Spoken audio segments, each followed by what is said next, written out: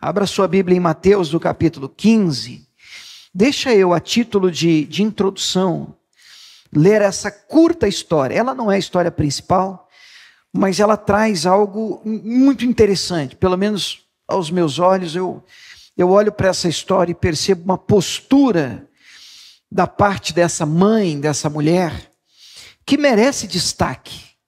Mateus, capítulo de número 15, deixa eu ler a partir do verso 21.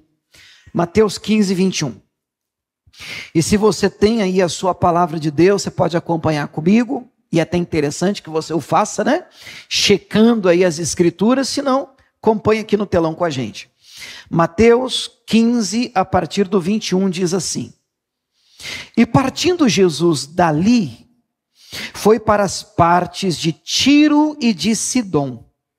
E eis que uma mulher cananeia, quer dizer que ela não era judia, fazia parte do povo judeu, ela era cananeia, estrangeira, que saíra daquelas cercanias, clamou dizendo: Senhor, filho de Davi, tem misericórdia de mim, que minha filha está miseravelmente endemoniada.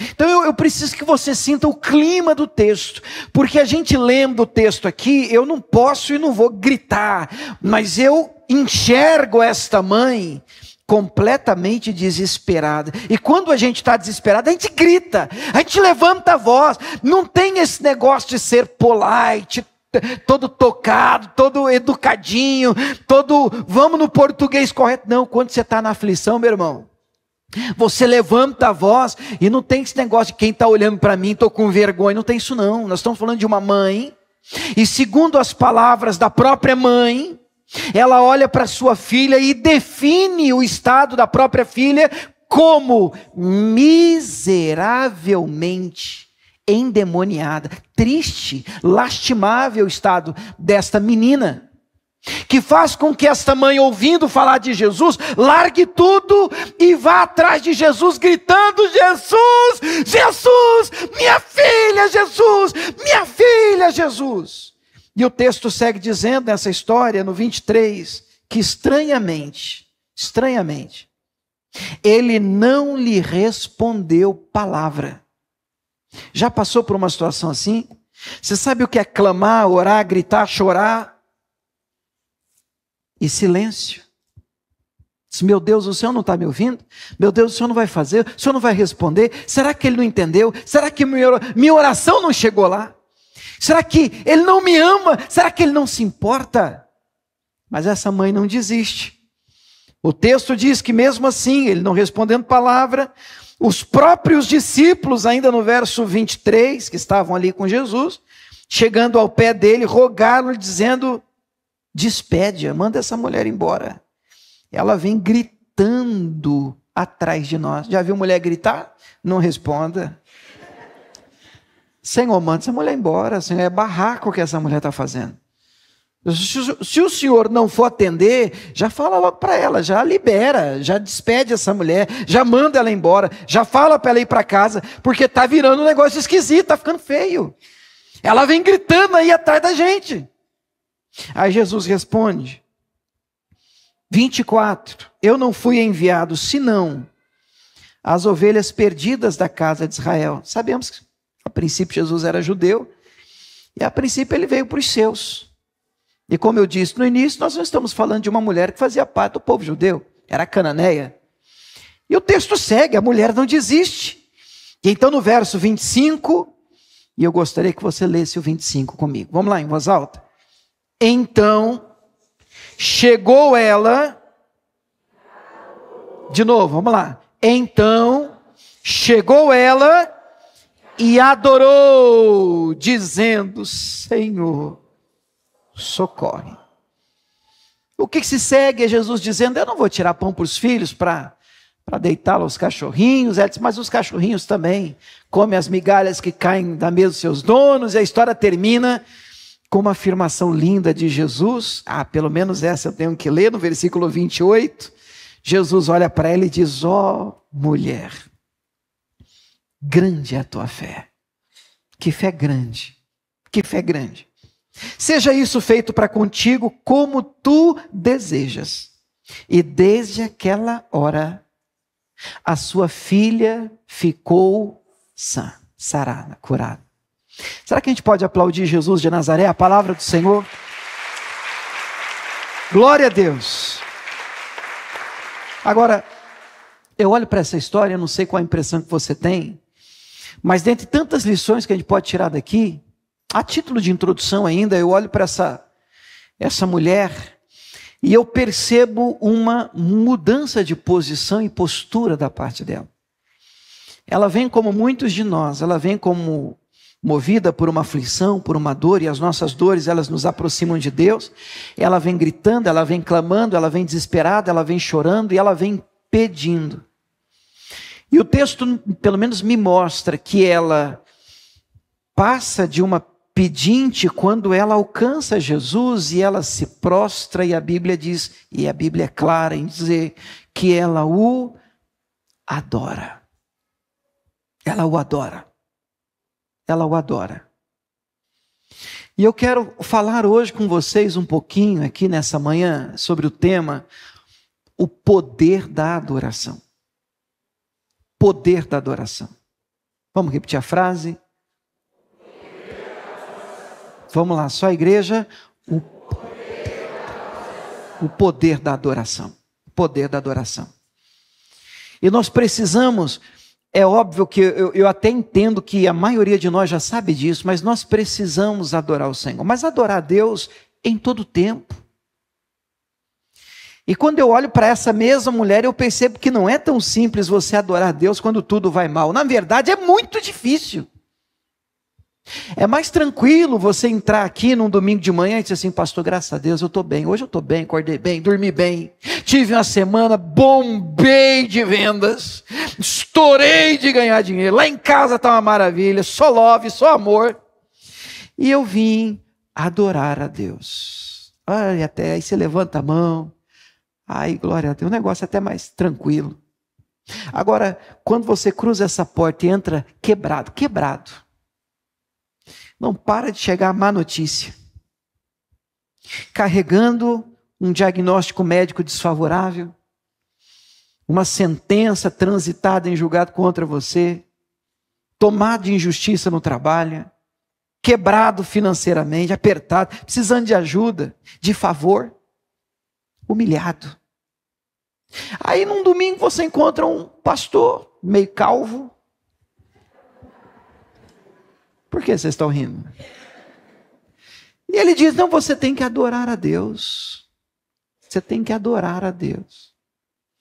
Aí você pode não dizer, porque você é uma pessoa educada, e crente é educado, mas dentro de você, você pensa, mas quem pensa que ele é? É fácil você falar. É fácil você falar aí na frente, aí, porque você não sabe o que eu estou passando. E aí eu olho para essa mãe, que segundo as próprias palavras dela, miseravelmente endemoniada, minha filha. É lógico que o que move ela é a necessidade, o desejo de ver a filha sarada. E eu vejo ela no meio dessa dor, se prostrando diante de Jesus. E o texto diz, o adorando. E a Bíblia é um livro de homens e mulheres cheios de fé, que foram capazes de fazer o mesmo. Eles estão espalhados ao longo de toda a palavra de Deus. Pessoas que fizeram diferença.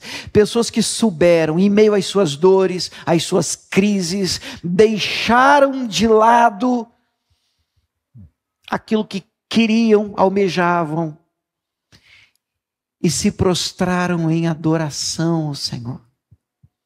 Eu quero fazer a vocês um convite nessa manhã. Eu queria falar um pouquinho sobre o poder da adoração com vocês e no final dessa palavra eu queria que você fosse convencido pela palavra.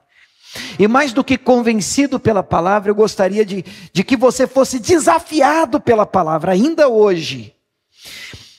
Mesmo que você esteja na pior fase da sua vida. Se prostrar em adoração ao Senhor. Entregar a sua adoração a Deus. Você topa? Vamos ouvir o texto então. Primeiro, eu gostaria de começar definindo a adoração. o conceito de adoração, e é claro que não existe só esse, mas particularmente eu gostei desse. De forma resumida, o conceito essencial do que é adoração se expressa pelas ideias de reverência e serviço. Duas palavras que andam de mãos dadas com a adoração. Reverência e serviço. De novo, igreja, reverência e serviço.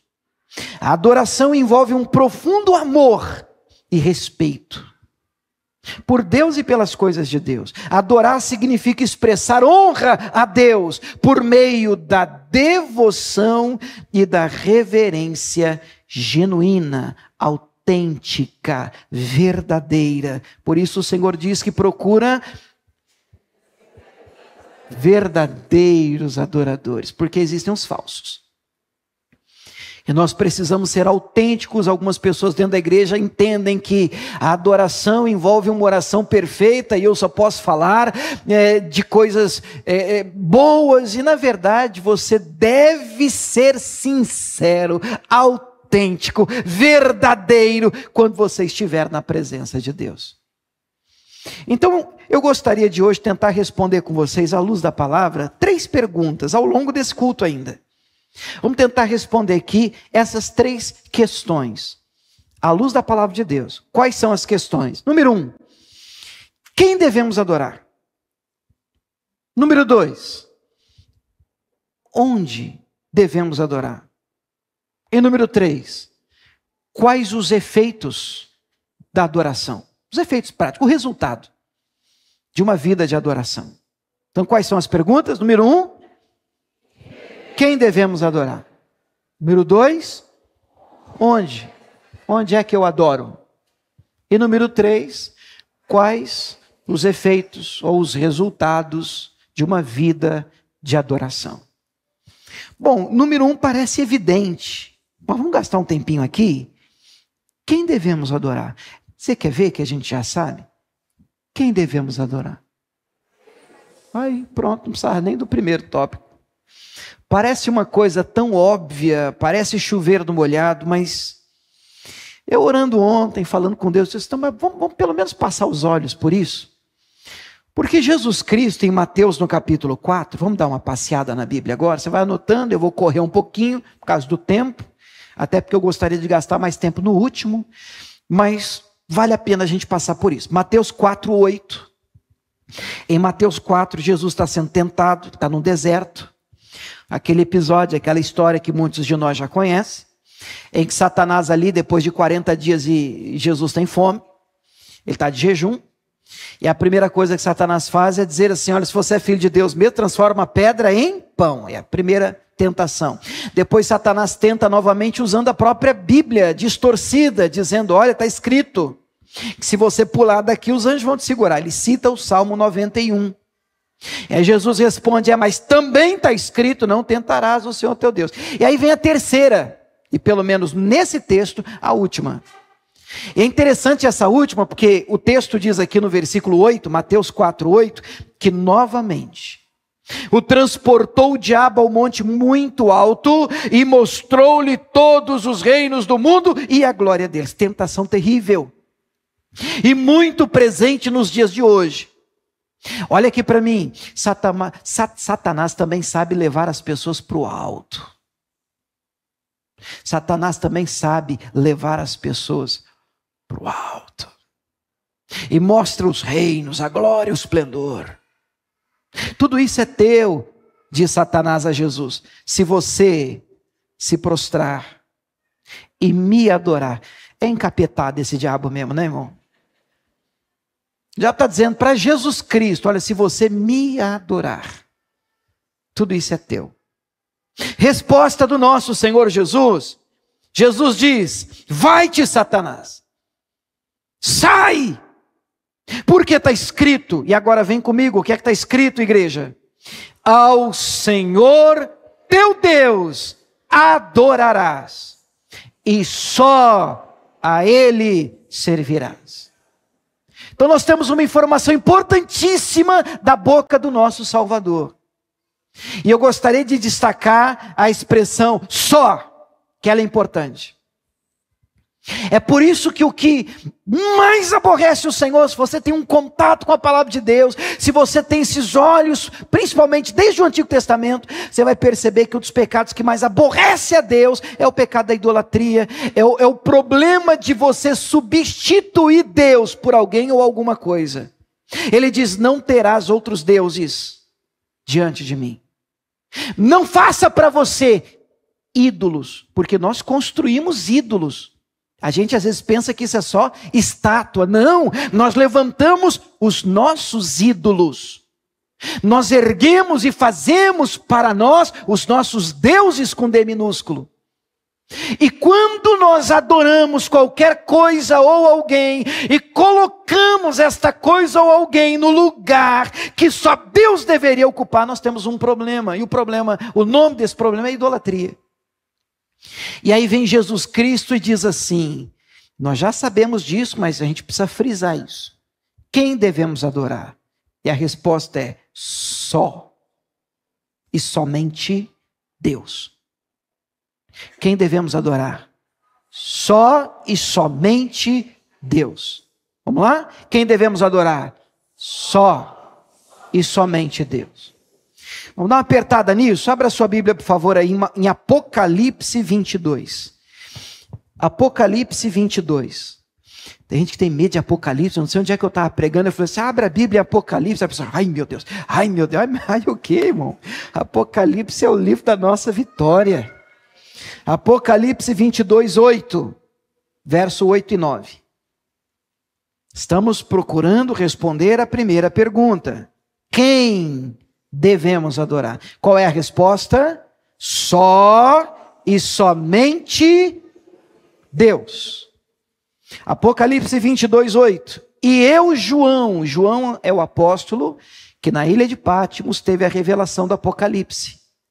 E eu, João, sou aquele que vi e ouvi estas coisas, e havendo-as ouvido e visto, atenção, prostrei-me aos pés do anjo que mas mostrava para o adorar. O que João faz? Tamanhas revelações que ele está recebendo, está escrevendo, está registrando. E quando ele se vê diante deste anjo, ele se prostra diante deste anjo para adorar este anjo. Vamos ver a reação do anjo. Verso 9. E este anjo disse: olha, não faças tal, porque eu sou conservo teu e de teus irmãos, os profetas, e dos que guardam as palavras deste livro. Como é que ele termina?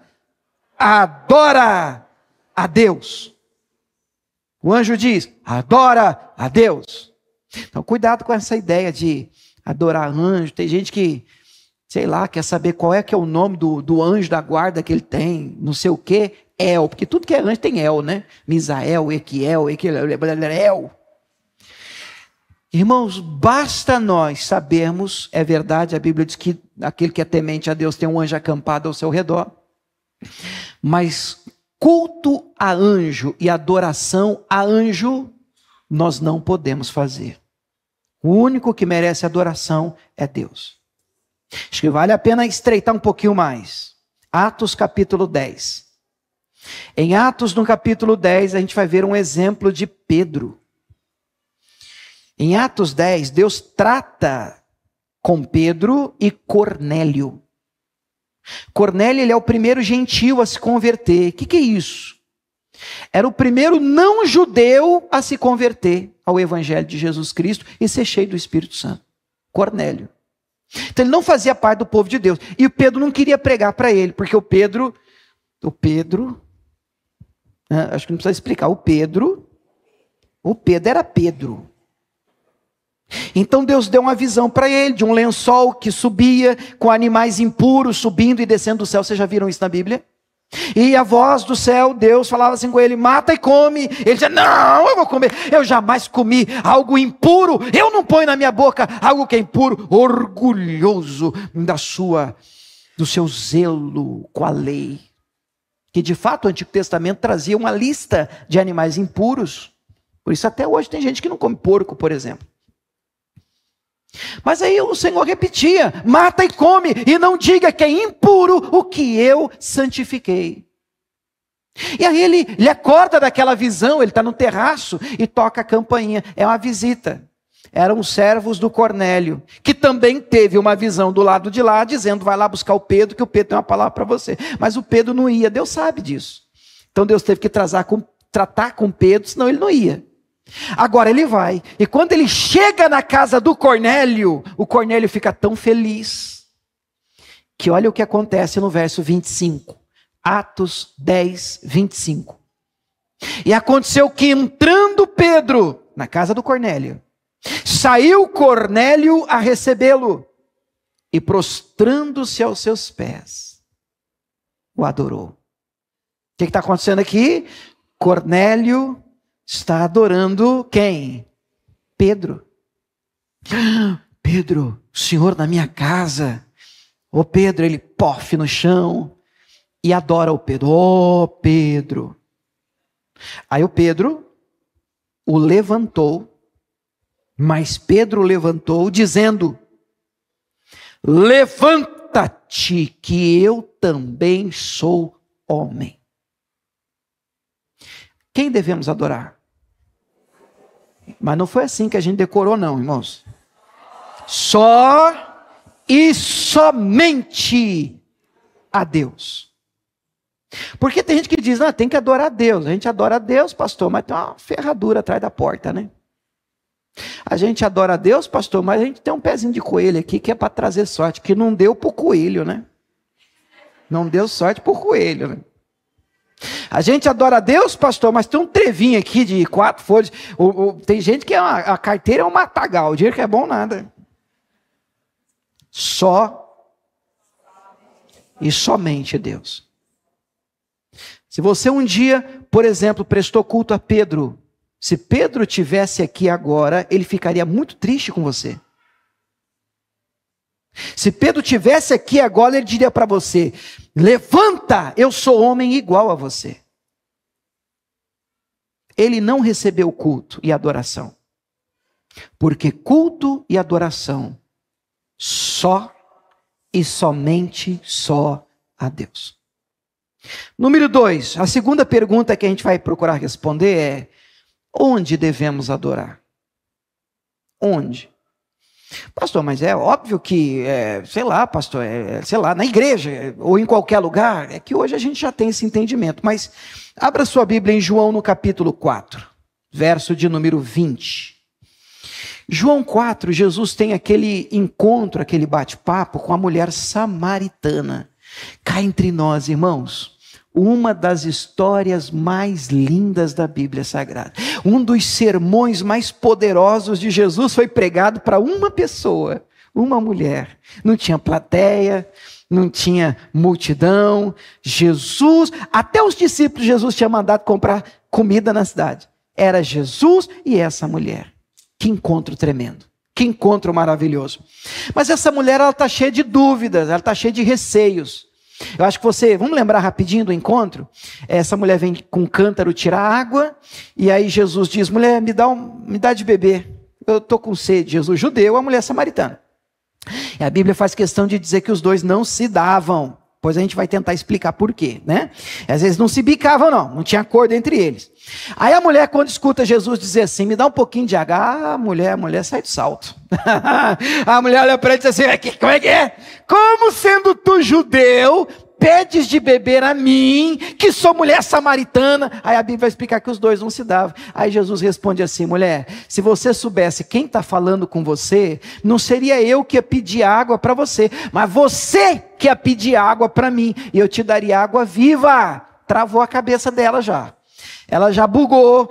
Assim, ela olha para Jesus e diz: o senhor não tem com que tirar, o poço é fundo, o senhor não tem um balde, o senhor não trouxe um cântaro, o senhor não tem uma corda. Aí é o golpe de misericórdia. Ela vira para Jesus e diz: por um acaso o senhor é maior do que Jacó? Jacó.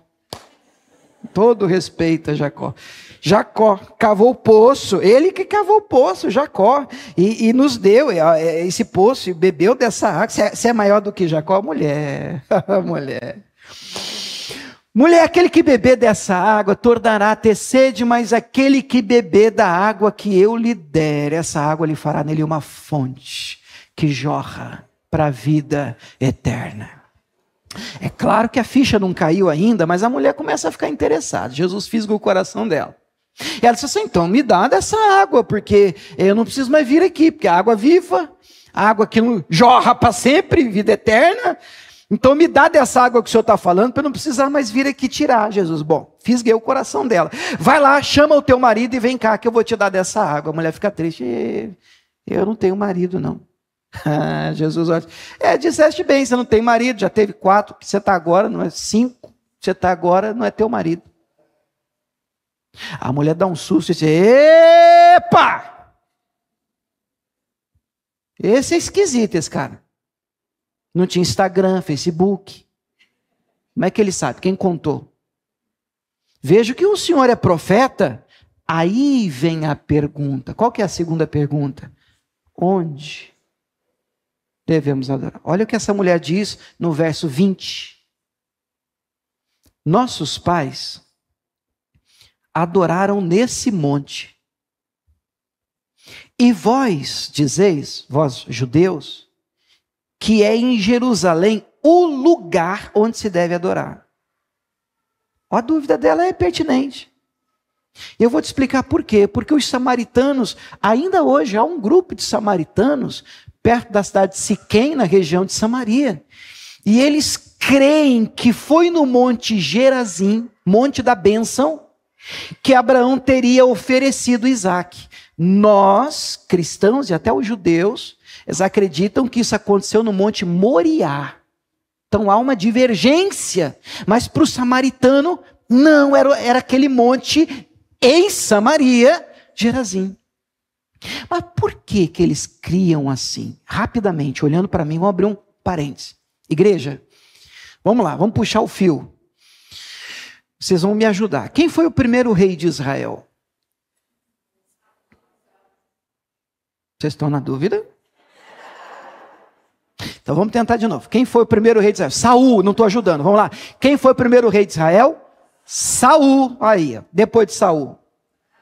Davi, depois de Davi. Salomão, depois de Salomão. Pastor, você já quer demais, né? Roboão. Roboão é o nome do filho de Salomão. Só que sabe o que aconteceu quando o Roboão assumiu?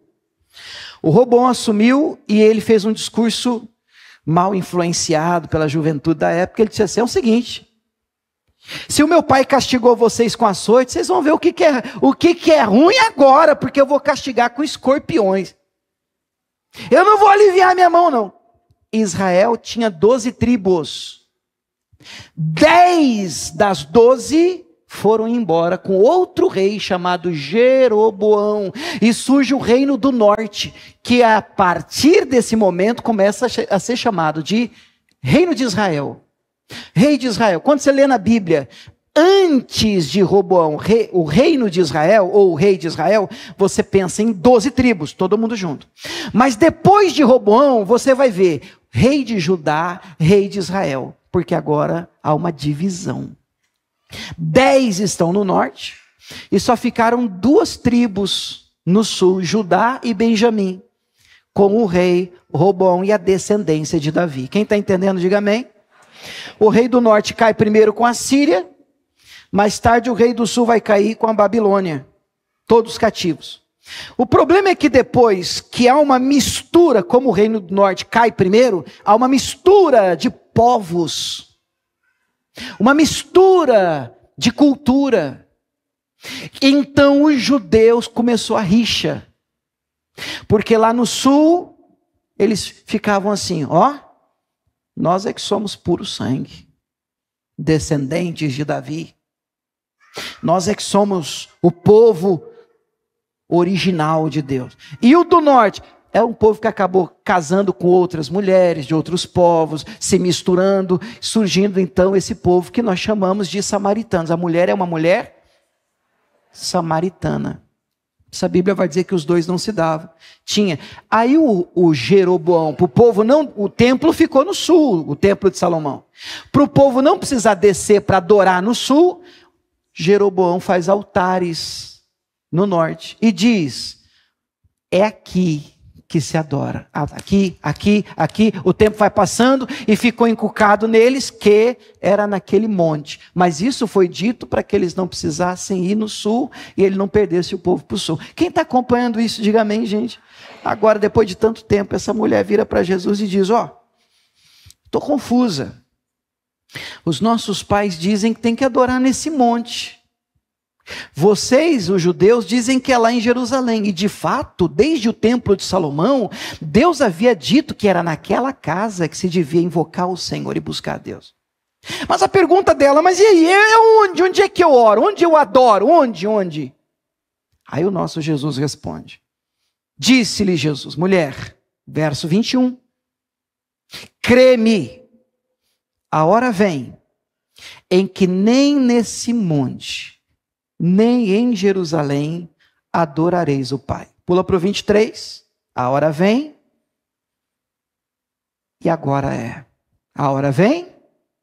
E agora é. Em que os verdadeiros adoradores adorarão o Pai em espírito e em verdade, porque o Pai procura tais que assim o adorem. Deus é espírito e importa que os que o adorem em espírito e em verdade. Podemos aplaudir o Senhor, Ele é Espírito. Aleluia! Diga glória a Deus. Qual que é a primeira pergunta? Quem devemos adorar? Só e somente a Deus. A segunda é: onde devemos adorar? Em qualquer lugar, em espírito e em verdade. Isso é tão fantástico que eu preciso te ensinar uma coisa. Eu, por exemplo, amo a terra de Israel e tive a felicidade de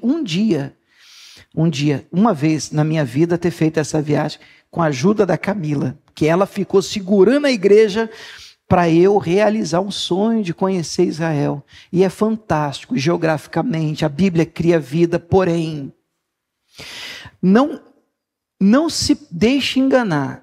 A oração que você faz no seu quarto, ela é tão eficaz quanto aquela que você faz em Israel. Você pode dizer amém? Amém. As pessoas estão ali, no que sobrou do último templo, que a gente conhece como o Muro das Lamentações. Ali está lotado de pedido de oração. Nas frestas dos tijolos, vários papéis, muitos, milhares, que são recolhidos no final do dia. Se enche sacos e sacos de pedido de oração. Não cabe de lugar para você colocar pedido de oração. Porque se creem, como no Antigo Testamento, de que as orações seriam ouvidas se fossem feitas naquele lugar. Hoje, não é mais assim. O véu foi rasgado. E se você dobrar os seus joelhos na sala da sua casa, Deus desce ali.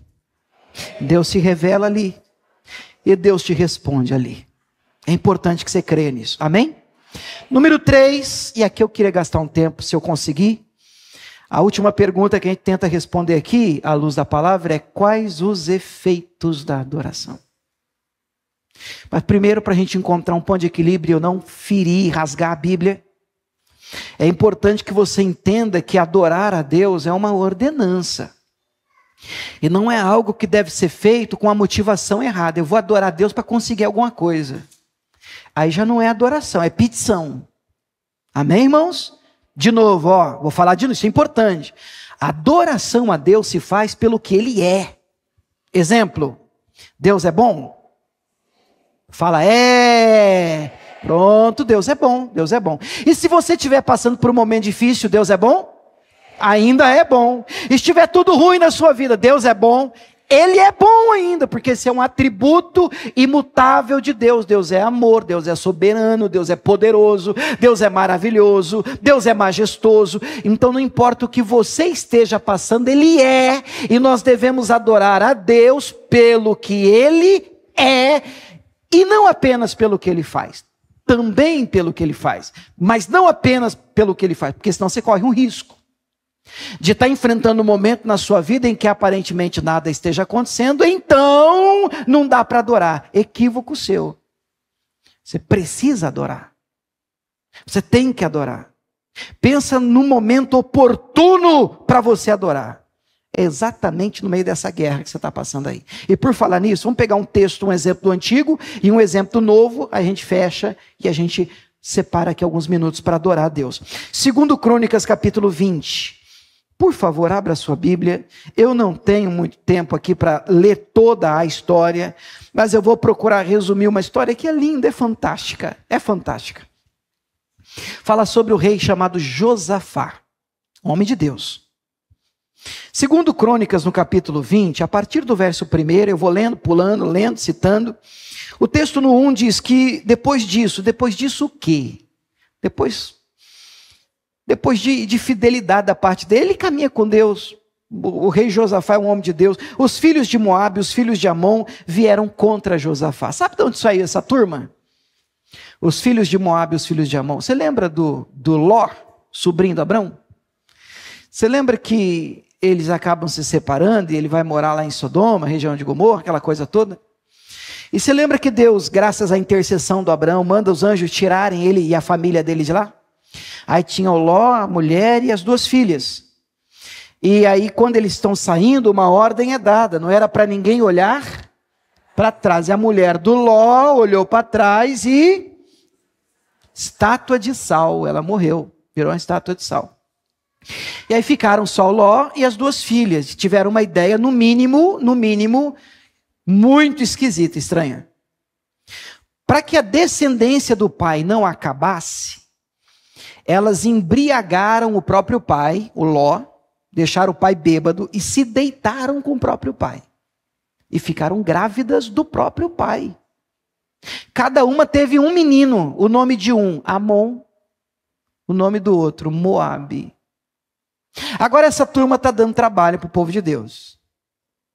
Agora eles estão acampados, rodeando um grande exército, e Josafá teme, porque o exército inimigo era mais numeroso. Então ele vai orar, ele toma as precauções. Olha o versículo 3, que bonito, 3. Josafá temeu e pôs-se a buscar o Senhor. Pregou jejum em todo o Judá. 4, Judá se ajuntou para pedir socorro ao Senhor. 5, ele faz uma oração linda. Começa no versículo 5, lá no verso 9 ele cita, o Senhor prometeu que se a gente orasse nesse lugar o Senhor ouviria, porque no Antigo Testamento era assim, era no templo, e ele está orando no templo, com uma promessa de Deus debaixo do braço.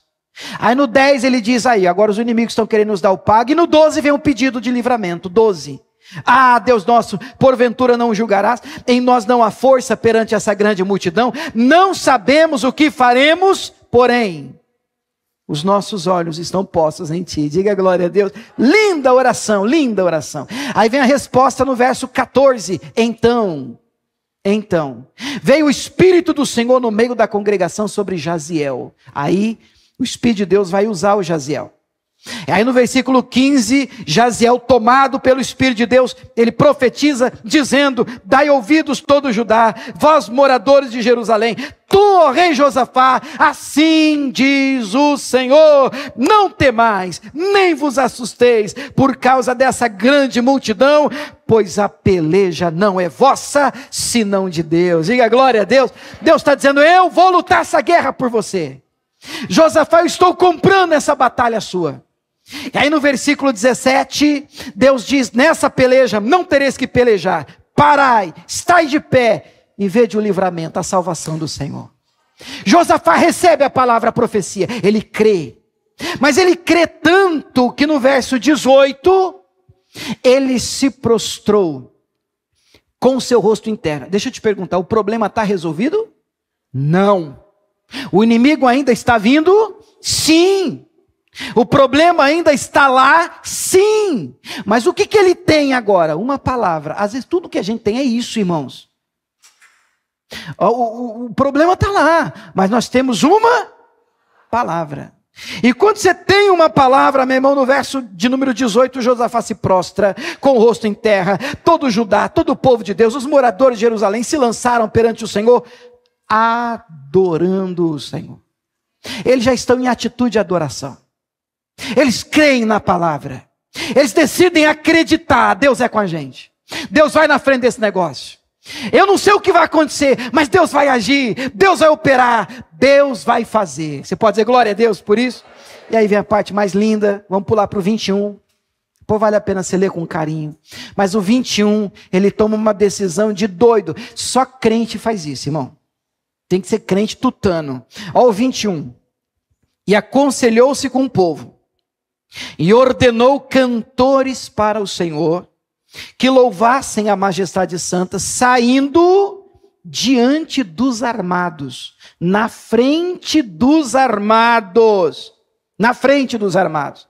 Dizendo, louvai o Senhor, porque a sua benignidade dura para sempre. 22, e ao tempo em que começaram com júbilo e louvor, o Senhor pôs emboscadas contra os filhos de Amon e de Moabe e os das montanhas de Seir, que vieram contra Judá e foram desbaratados, derrotados, vencidos. Deus guerreou por eles, enquanto eles adoravam.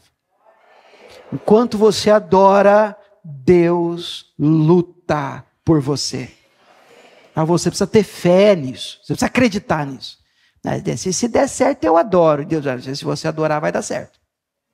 Aí fica nesse negócio, esse empurra, empurra. Então adore pela fé. Olha como a NVT traduziu esse verso 21 e 22. Na NVT, segundo Crônicas 20, versos 21 e 22. A NVT diz assim: depois de consultar o povo, o rei nomeou cantores para irem adiante do exército, cantando e louvando o Senhor por sua santa majestade. É uma coisa de doido. Por quê? Porque os cantores não iam na frente, os cantores iam atrás, ou cantando vitória, ou lamentando a derrota. Mas como Deus diz que vai guerrear por nós, então vamos pôr já os cantores na frente, porque nós já vamos celebrando. Nós já vamos cantando. Cantando o quê? O que Deus vai fazer. Ele não fez ainda, mas Ele disse que vai fazer. Então nós já vamos cantando o que Ele vai fazer. E ao tempo em que eles foram cantando, louvando, grande é a sua majestade, santa majestade, cantavam assim: deem graças ao Senhor, seu amor dura para sempre.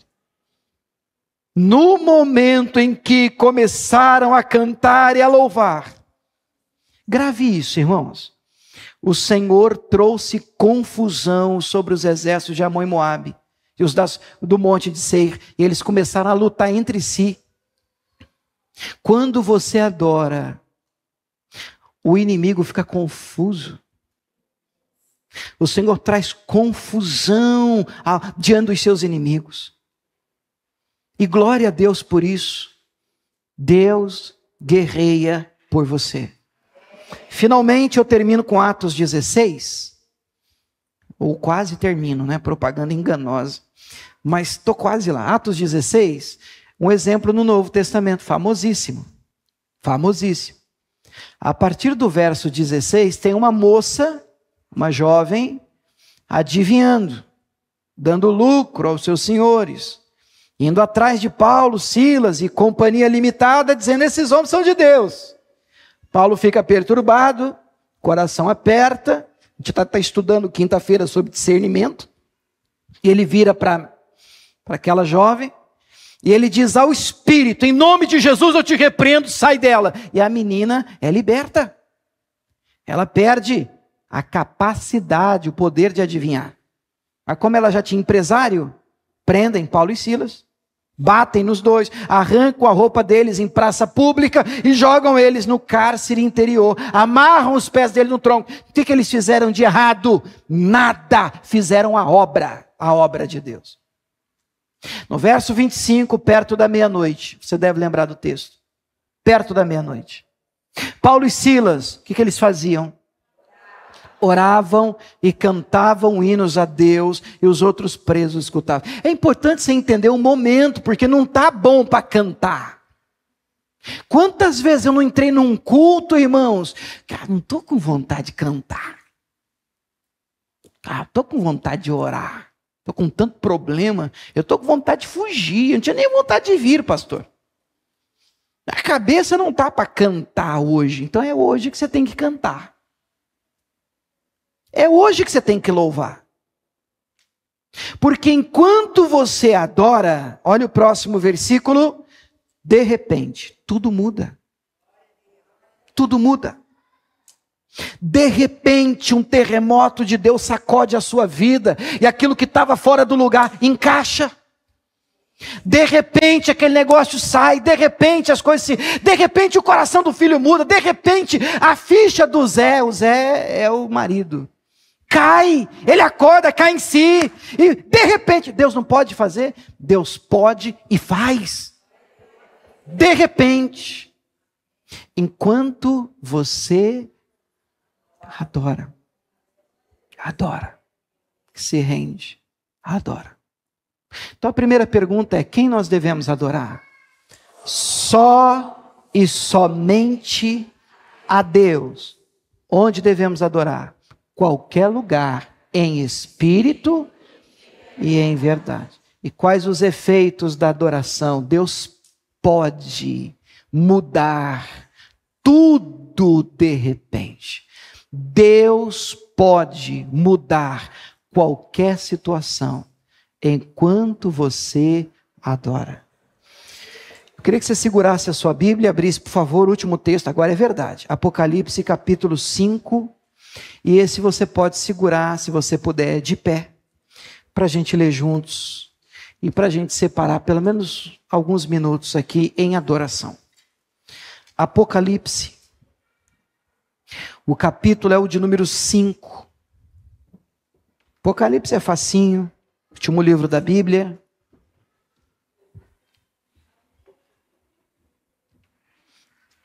Apocalipse capítulo 5. Escute, que coisa linda. Se você puder, a igreja puder ler comigo em voz alta, nós vamos terminar aqui a mensagem lendo pelo menos os 5 primeiros versículos de Apocalipse 5, que diz assim, vamos comigo? E vi na destra do que estava assentado sobre o trono um livro escrito por dentro e por fora, selado com 7 selos. 2. E vi um anjo forte, bradando com grande voz: quem é digno de abrir o livro e de desatar os seus selos? O anjo forte gritando: quem é digno? Tem alguém aí digno? Tem alguém aí capaz? Tem alguém aí que pode? E no verso 3: ninguém no céu, nem na terra, nem debaixo da terra podia abrir o livro, nem olhar para ele. 4. E eu chorava muito, porque ninguém fora achado digno de abrir o livro, nem de o ler, nem de olhar para ele. Agora enche o pulmão e vamos no 5. E disse-me um dos anciãos: não chores, eis aqui o leão, a tribo de Judá, a raiz de Davi, que venceu para abrir o livro e desatar os seus 7 selos. Aplauda aquele que é digno, aquele que é digno, aquele que é digno de honra, único, só e somente a Ele adorarás, servirás. Digno é o Cordeiro que venceu. Aleluia! Levante as mãos a Ele, querido. Adore o Senhor aí onde você está. Seja intencional. Quanto você o faz, Deus luta por você. Deus guerreia por você. Os santos e os anjos prostram aos teus pés.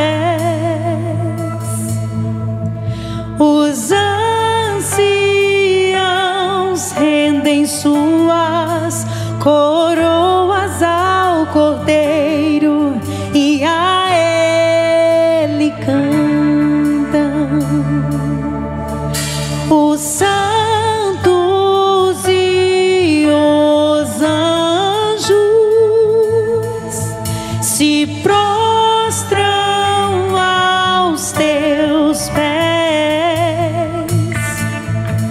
Os anciãos rendem suas coroas ao Cordeiro e a Ele cantam.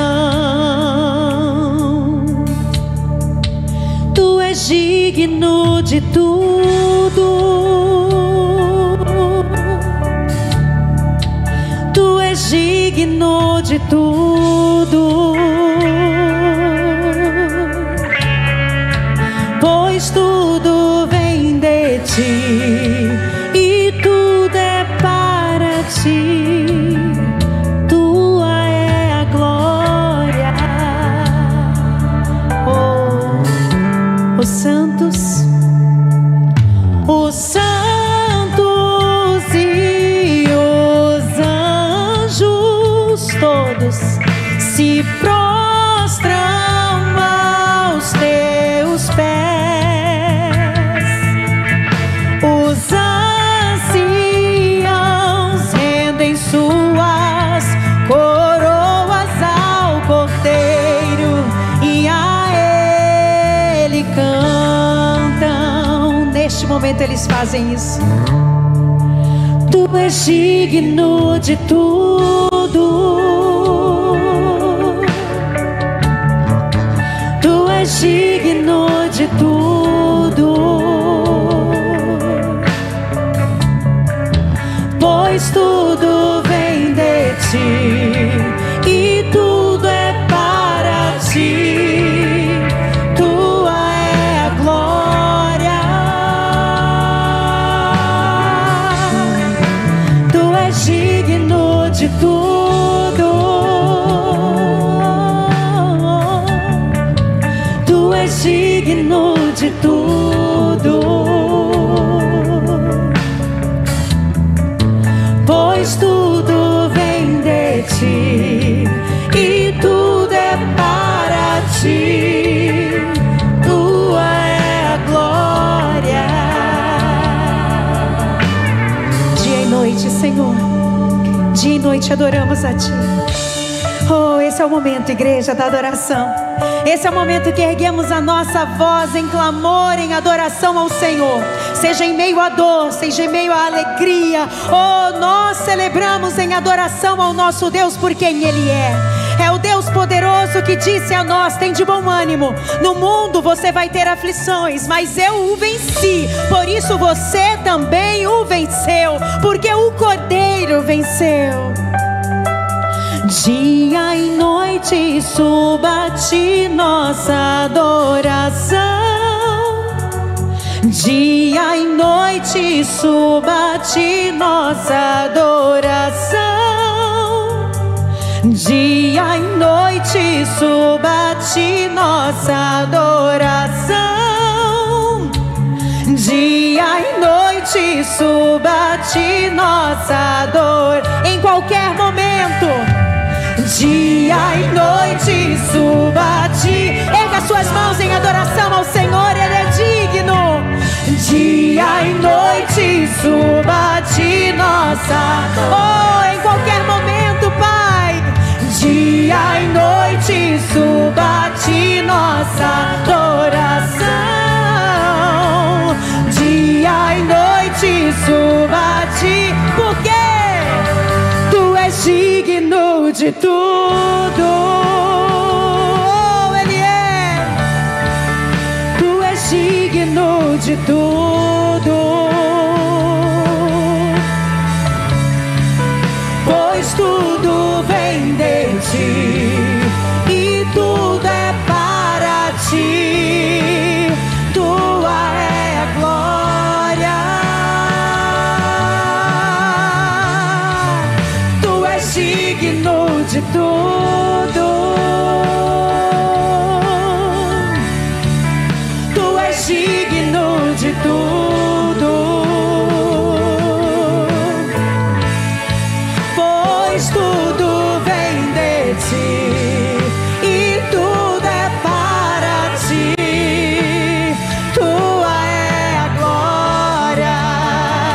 exaltamos, Senhor.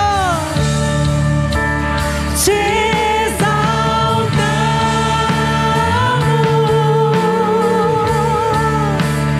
Te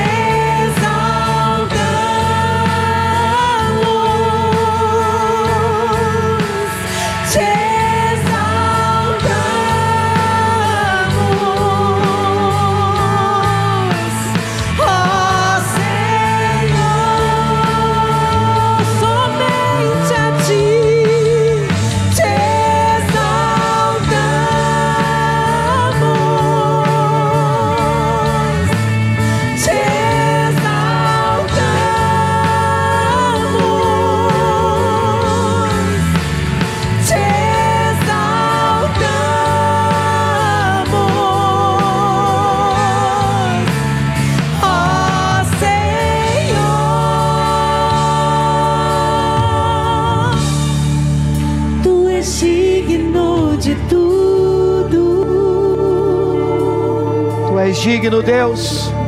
Tu és digno de tudo. Somos capazes de reconhecer tudo vem de pois ti. Tudo vem de ti e tudo é para ti. Tua é a glória, Deus. Tua é a glória. Podemos declarar isso mais uma vez. Tu és digno de tudo. Digno é o Cordeiro de Deus, aleluia. Tu és digno de tudo, pois tudo vem de ti e tudo é para ti. Tua é a glória. Oh, Jesus.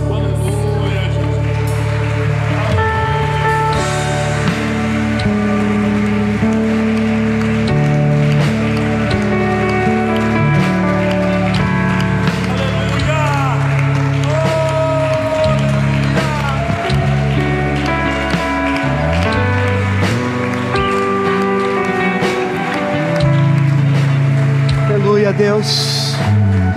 Separe 2, 3 minutinhos e lance a sua coroa aos pés do Senhor. Lance as suas coroas.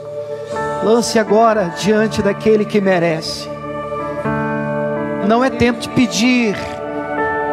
Não é tempo de dizer, Deus, resolva isso para mim. É tempo de adorá-lo. É tempo de reconhecer a grandeza e a soberania dele.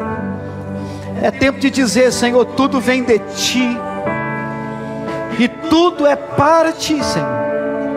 Meu Deus, a minha vida é tua. E não importa, Deus, o tempo, não importa a luta, não importa a batalha, não importa a estação. Essa manhã, meu Deus, com fé nós reconhecemos a tua soberania, a tua grandeza. Nós reconhecemos que só o Senhor e somente o Senhor é digno de adoração, é digno de ser honrado, é merecedor do nosso louvor.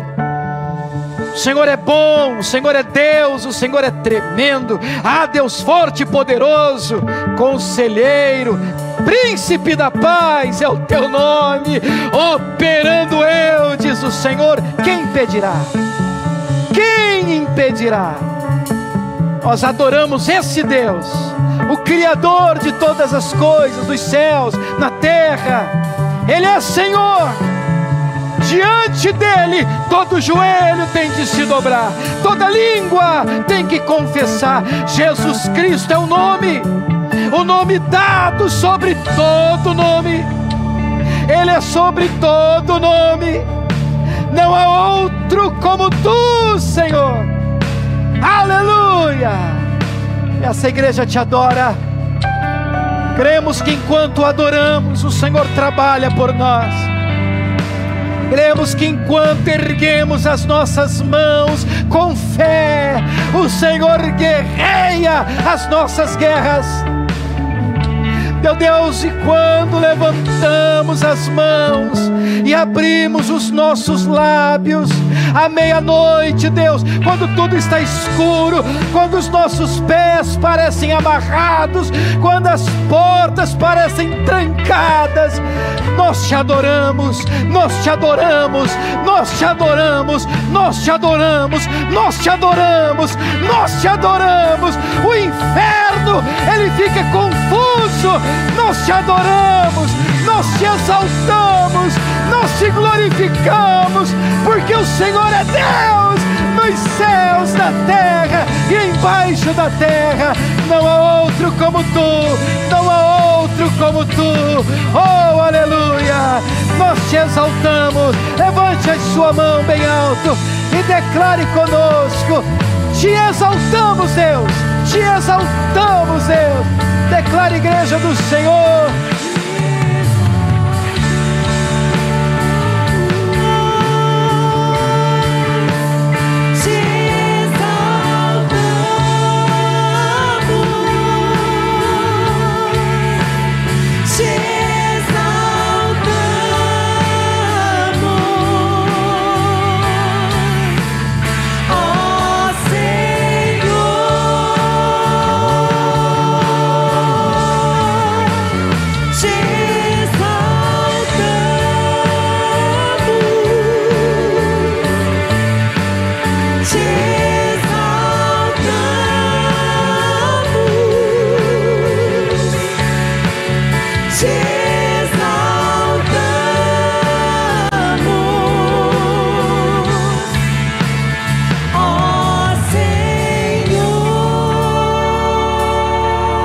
Tu és digno de tudo, Deus. Tu és digno de tudo.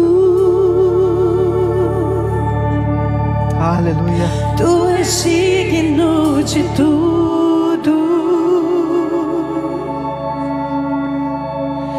Pois tudo vem de ti e tudo é para ti. Tua é a glória.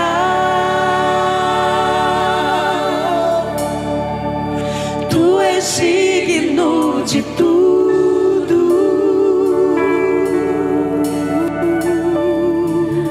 Tu és digno de tudo.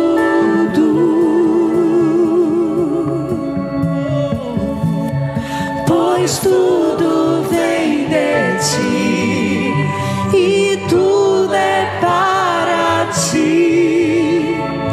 Tua é a glória. Aplauda esse Deus, Ele é digno. Toda honra, toda glória, todo louvor nós ofertamos a Ti nesse lugar. Tu és digno, Deus. Não há outro como Tu. Deus, obrigado por esse tempo na Tua casa, na Tua presença. Obrigado pela palavra em nós enxertada, Senhor. E nós a recebemos, meu Deus, com temor no coração.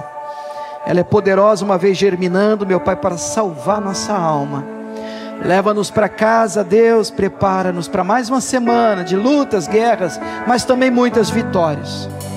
Mas sempre adorando o Senhor e somente o Senhor. Que o amor do Pai, a graça do Filho Jesus Cristo de Nazaré, a doce comunhão, consolação do Espírito Santo de Deus, esteja sobre você, meu irmão. Esteja sobre a sua casa, esteja sobre a sua família, hoje, sempre, em nome de Jesus. E você que crê, diga amém. Vamos terminar aplaudindo o nosso Deus. Deus abençoe a igreja. Aleluia.